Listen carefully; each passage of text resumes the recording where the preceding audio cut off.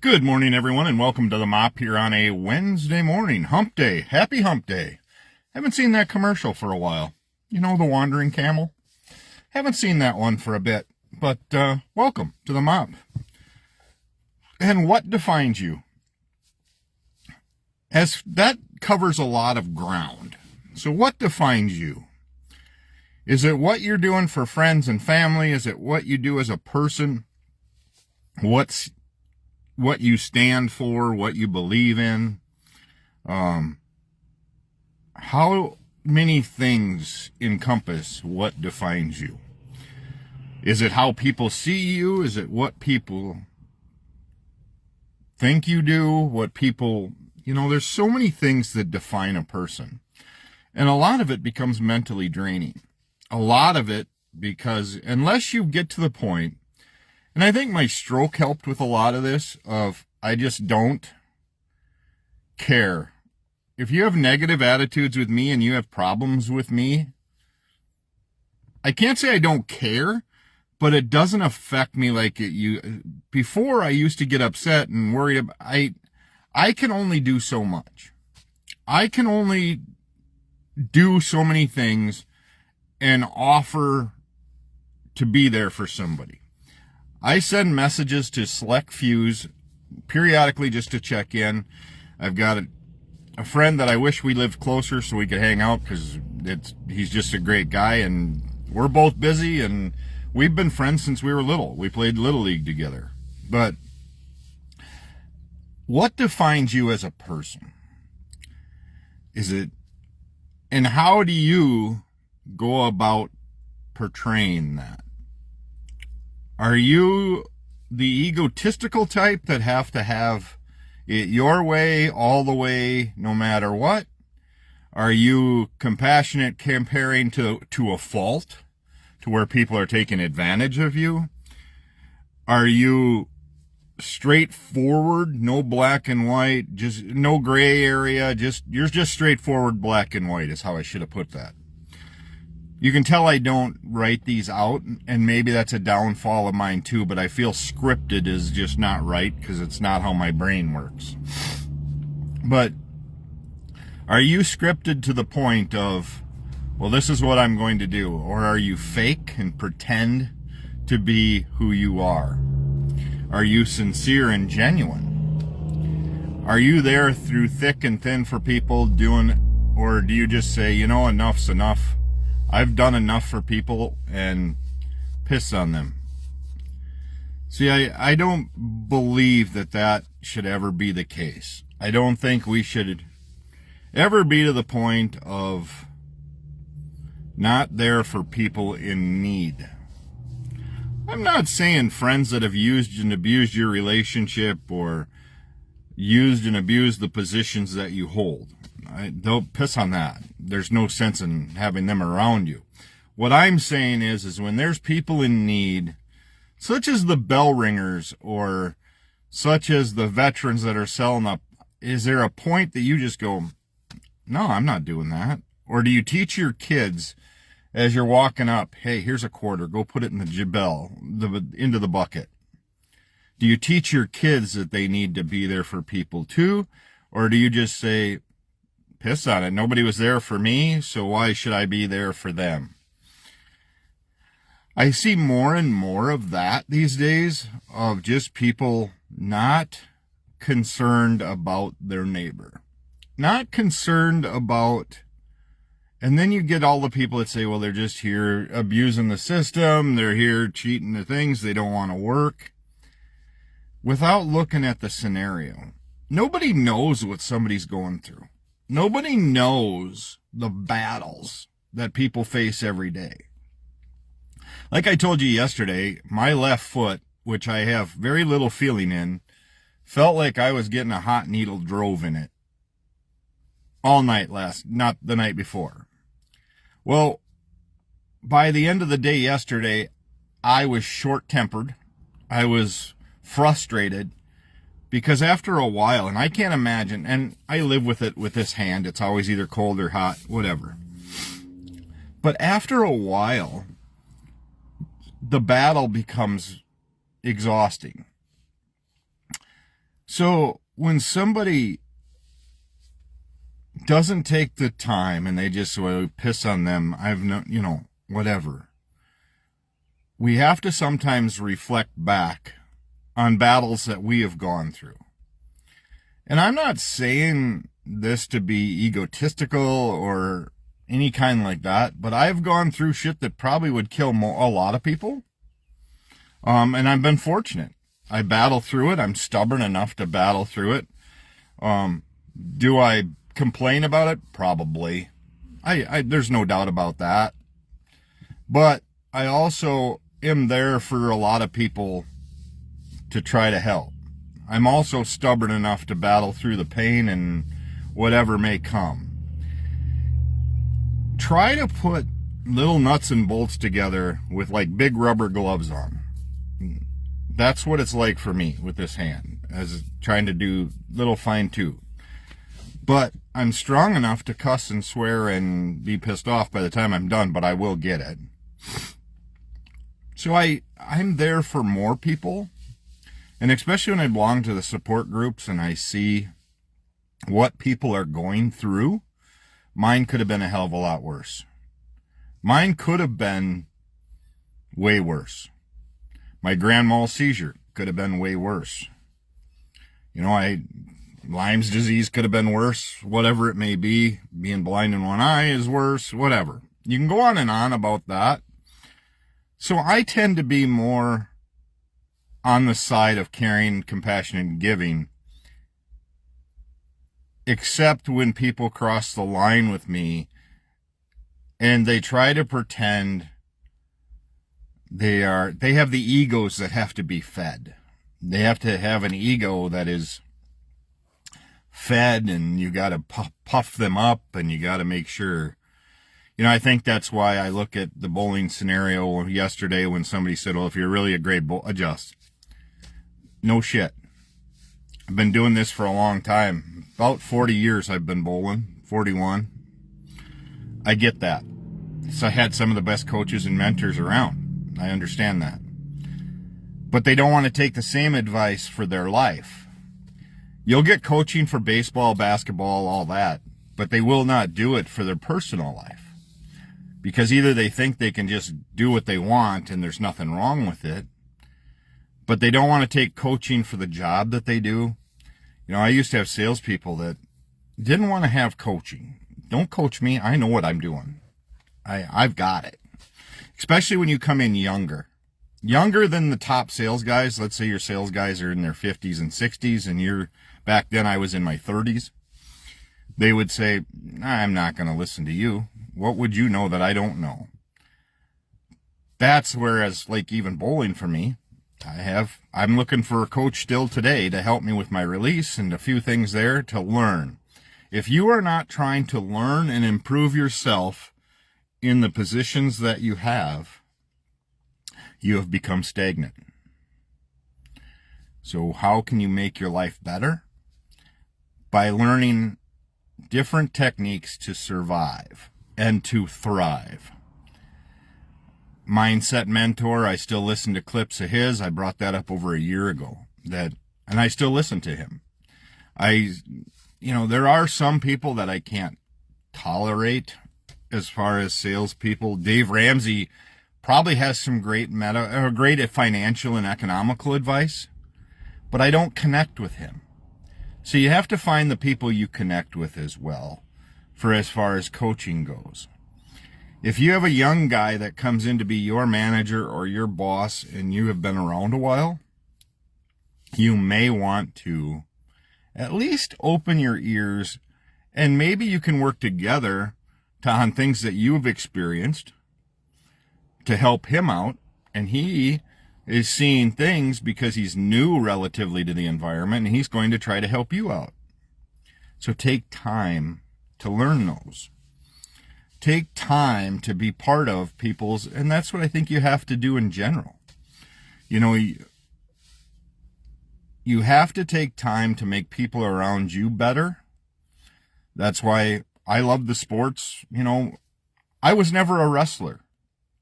Wrestling to me in high school and college is a phenomenal sport.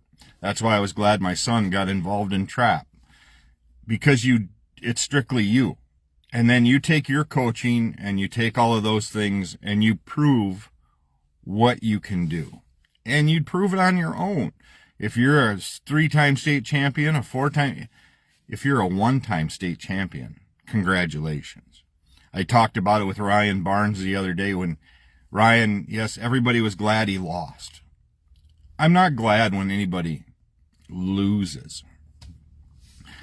They're doing their best. They're doing way better than I am in a sport that I wanted to be part of.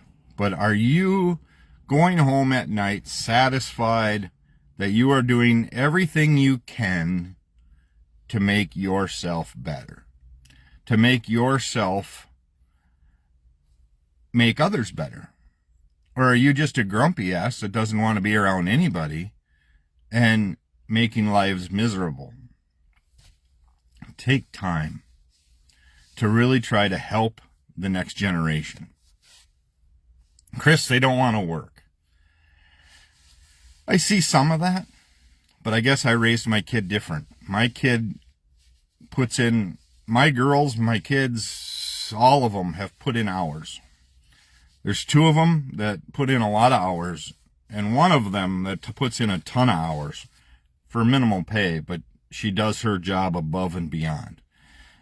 She does things that she's not required to do. That makes her a difference. I'm going to probably in the long run, as she gets older in her profession, make her more desirable for around an athlete. I have a son that puts in countless hours with the ambulance crew. So I think it comes down to training. It comes down to, what are you doing as a parent? Are you having other people watch them? Are you having other people take care of them? Or are you doing it? Are you the one that is... See, I don't think they're getting the same value if you're not parenting at the time they need you the most. If you're just pawning them off on people to do the things you want to do, it's not working out real well. It's probably not going to work out real well if you're not making them learn how to hold doors open, learn how to, and Chris, that's old school. Yes, it is. I'm stuck in old school mentality. You walk along the curb just in case a car goes out a while and the girl you're with, she doesn't die, but you may. That's just how it works. You open doors for everybody. Doesn't matter, guys, gals, whatever. You walk up to people wearing service hats and you say, thank you for your service. We truly appreciate it. Teach your kids to, hey, yes, here's a quarter. Take it up, put it in the bill at Christmas time, or buy that poppy from the vets, or Tootsie Rolls when it comes times for Knights of Columbus. You do those things because it's the right thing to do. It's the right thing to teach them. Do you allow your kids to talk back at you and tell you no, yes, this and that? Do you? I saw a question the other day on Facebook of, should you spank your kids? I'm going to tell you yes. I'm not going to say beat your kids, but if it comes down to life or death or serious injury, yeah, a good swat on the butt ain't going to hurt anybody. I'm not talking up teen beats, paddles, belts, whatever, where you leave. No, a good swat to get their attention. And I miss the days when parents of other people in town were allowed to chew you out too if you wanted. I remember a couple prime examples when I was a little kid. Wanda Legal, bless her soul, she's up in... But my dad driving a semi-truck, so I knew they'd come through town at certain times, and I was not allowed to be downtown on my big wheel, which was only 2 blocks, block and a half from our house. Wanda Legal was at the post office, and she saw me sitting on the corner in my big wheel, and I got my ass reamed and sent home. Yeah. Hank Miller just had gone through with his semi, waved, and Wanda chewed my ass. I remember getting my butt chewed for multiple things. On my bike, back then you could ride your bike to White Mountain. Was not suggested. It's a long trip. If you're from the Plain area, White Mound was quite a trip, and it was on at that point 23, but wasn't nearly as busy as it is now. But we rode our bikes there. Yeah, that didn't go over well. So at some point, we also have to start taking this next generation. I think that's where we've lost a little of it, is to the respect factor, to the discipline factor. It was kind of like I talked about yesterday with the Mr., Mrs., and Miss. Kids don't know those definitions anymore. They don't know when to use them. I'm glad they're bringing cursive back to teach people how to write in cursive. It's how do you read the past documents without knowing cursive writing? Everything was wrote in cursive back then. So what are you going to do? And what makes you motivated, different? What makes you a better person? And what drives you? If it drives you, take it to the next level. See where it can go. As long as it's not illegal. So, that's where I'm at today. Sun is starting to break out here in southwest Wisconsin. That's good. High winds again probably going to be today. But the weather is going to start warming up. Spring will be here before you know it. So take time. You know, I think yesterday I watched a little. I went and voted. Wife went and voted. Hopefully everybody voted. I know it didn't because the numbers were not showing that a lot of people voted. So if you didn't vote, you can't bitch. That's what I was always told. So I vote. Then I can bitch. I can complain about how things turn out. Congratulations to Karen Tepley. She is the mayor of Richland Center. Congratulations to Dirk Brown. He's a friend I've known. I've worked with Dirk before. He actually has his little shop down here, just down from us. He is now the mayor of Boscobel. Congratulations to Dirk Brown. But yeah, I see the seat, and what scares me most is I see the seat at the county in my area is vacant. The person walked away or didn't renew, however you want to talk about it, in my district. So there's a vacant seat on the county board, and I think there's multiple reasons for that. I asked my wife what they make. I would have probably a lot of hurdles. My wife being a government employee, or a Richland County employee, my ex being a Richland County employee, and my son being a Richland County employee. Probably some mixed emotion stuff there, but probably things I couldn't vote on and things like that. Congratulations to the new mayor for Richland Center, and hopefully we'll start seeing some of those changes as well. However you feel about it, Supreme Court Justice Chris Taylor became the new judge, and she's on the left side. She's more left side driven, which makes the Wisconsin Supreme Court 5-2, I believe, that way. So we'll see what changes come that way, and we'll go from there. But I think that was, and Marjorie Taylor Greene, a Republican, took her place over, from what I can see in Georgia, but I don't pay attention because it's in Georgia, and even though it affects all of us, but we have no say in the matter. So we'll go from there. But the school referendums, I think Weston passed, but I didn't see any of the other ones. A lot of them other ones looked like as a big nose. So we'll go from there. Again, happy Wednesday to everybody. Enjoy the day today. I will be back tomorrow morning with another mop. If you want to be part of the lane sponsorships of my mom's tournament as a business, please reach out to me. $200 get you onto the lane. Also buys 4 drinks for the team that are bowling on that lane. Your name will be up for 2 shifts because I have 2 shifts, so I'm not going to take them down partway through. So you actually 90, let's see, what did I figure out yesterday is, 96 bowlers total. We'll see those businesses. So appreciate that. And then all of that money is going to go to Alzheimer's. If you look at the payout for the teams, all the entry fee money is going back to the teams. $1,600 to win this year with now 24 teams. So it's, yeah, we'll go from there. Have a great day. Enjoy the sunshine. And as always, take time to bless somebody's day today.